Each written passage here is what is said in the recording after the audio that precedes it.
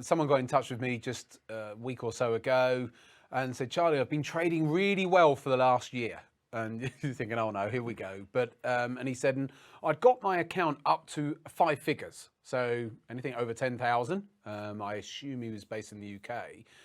And he said, and then literally, he said, with this gold move, so recently, we're recording this sort of middle of December, but I think about a week or so ago from when we're recording this, gold made those new all-time highs. And it was a weird one because it went up on a Sunday night in very low volume, low liquidity hours, like between 11 UK GMT and 12 GMT. It spiked up quite high and then reversed back down.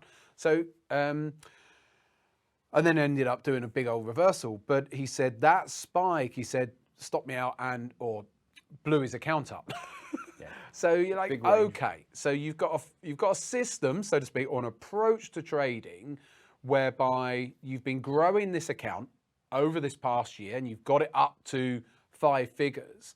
And then it was interesting because you're sort of blaming the move in gold, not his approach. So with a little bit of questioning, soon found out he doesn't use stop losses. Oh, interesting. And he said, no, he said, what I do is I put a hedge on once my position goes negative. And I'm thinking, oh, obviously there must be a certain point. And he said, and so what happened with that? Because it happened overnight, he was in bed. So he missed the opportunity to put this extra hedge on or whatever. And the spike itself wasn't that big a spike. So he must have been overgeared at that point as well. Yeah. And for that spike to then stop him out, that suggests to me that he had been, as gold had been coming up in the days and weeks going up to that, you and I know what traders do. So he's obviously martingaling. So he must have got into a position and then adds and then adds. And then at some point probably then puts a hedge in because there's no way that in relative terms, wasn't that big a move in gold. For that to blow his entire account up must mean he was massively over leveraged. So it would suggest, and he said, and it was in the final that last 2 weeks. So it would suggest that he'd been shorting gold. Nothing wrong with being short a market as it's going up if you've got a strategy or an approach for that, but with no stop loss and obviously then getting very, very overgeared.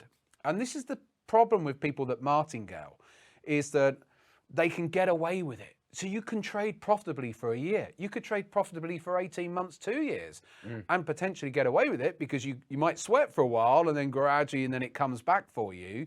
But what about those times when it doesn't? And like he said, well, I didn't get to put the hedge on, but then if he had to put a hedge on, it came down quite fast. So then he would have been underwater on the hedge and it would have got really messy anyway. And that's the problem. These sorts of systems always end up falling over and breaking. Yeah.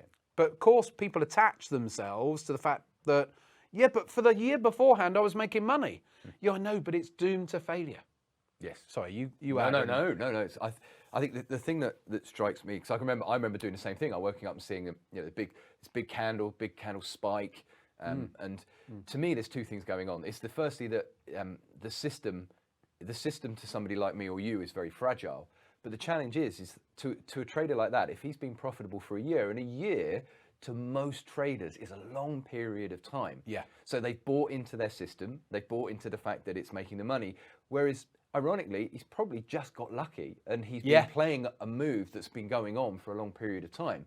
So he's sitting there thinking, well, I'm profitable, this is almost foolproof. And it takes one candle that's out of the ordinary or something that happens. And it's what we always talk about, it's the inevitable black swan event that nobody prepares themselves for because he's not using stops.